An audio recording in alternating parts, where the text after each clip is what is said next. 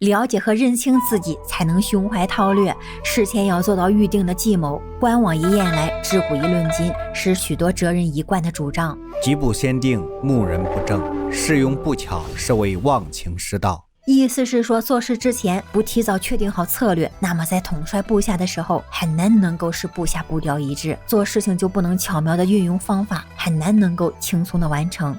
这种行为就叫做忘情失道。只有知己知彼，借鉴古今，才能提前制定良策，达到做事的最高境界。鬼谷子认为，辩论谋略要先完善细节，虽然也有急中生智的时候，但不可以把这种所谓的运气当做一种追求。为了最大限度保证成功，就要努力控制谈话中的细节。说话做事没有周密的计划，就会欲速而不达。不能预先设定谋略，就会迷失自我。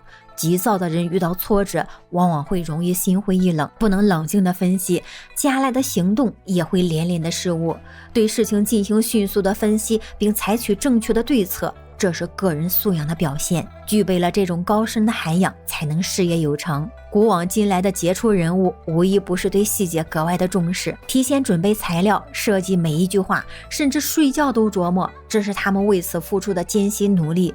推测未来，不能离开对过往的回顾，了解今天必须要回头看历史过往，要知道自己就应该去了解对手，如此处世思量才是圣人之道。只有加强涵养，才能从容不迫。内在的东西决定了一个人的行为模式，涵养不是天生的，主要来自日常的修养。平日严格要求自己，反省自己。论语曾子曰：吾日三省吾身，为人谋而不忠乎？与朋友交往而不信乎？传不习乎？君子博学而日三省乎己，则之明而行勿过矣。遇事不急躁不冲动，就能镇定自若，谈笑风生。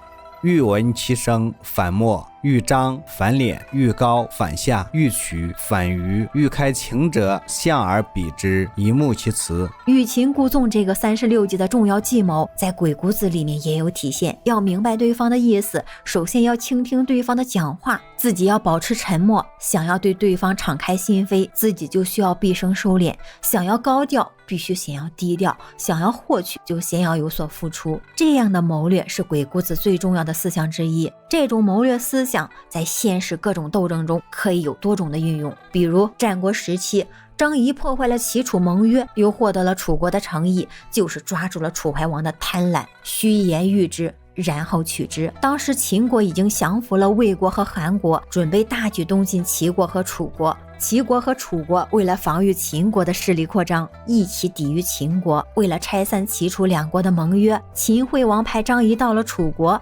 当时的楚国虽然地广兵多，但大而无实，朝堂上极其的腐败，守旧贵族势力盘根交错。张仪来到楚国，用重金厚礼收买了楚怀王的近臣锦上，锦上极力的把张仪推荐给楚怀王。张仪见到楚怀王之后，3寸不烂之舌大施计谋，建议楚国关闭关隘，废除与齐国的盟约，并说要将楚国商於之地600里献给楚国，秦楚结为兄弟之国，这样楚国北若齐国，西交强秦，就可以高枕无忧了。楚怀王一听此言，贪拿600里土地，就立刻拍案定夺。于是楚怀王给了张仪丰厚的馈赠，并授予楚国的相印，当即宣布与齐国废除盟约，断绝了往来。然后委派将军冯丑富随张仪到秦国讨取土地。张仪回到秦国，假装失足坠车，摔伤了脚，称病不上朝。等到齐楚两国绝交后，才说：我有凤仪6里，答应献给楚王。楚怀王听闻后大怒，命大将屈据讨伐秦国，前有秦军，后有齐军的偷袭，大败于丹阳。最后楚国又遭韩国、魏国趁火打劫，终于连遭重创之后，再无战力。张仪利用了楚怀王的贪婪、背信弃义的行为，楚怀王不仅没有得到好处，楚国也从此退出了大国的地位，楚怀王也客死于秦。这就是想从对方那里得到利益，就需要先投其所好，以丰厚的诱饵使对方动心，真给也好，假语也罢，只要达到目的就算成功。急欲平静，亦听其辞，观其事，论万物，别雌雄。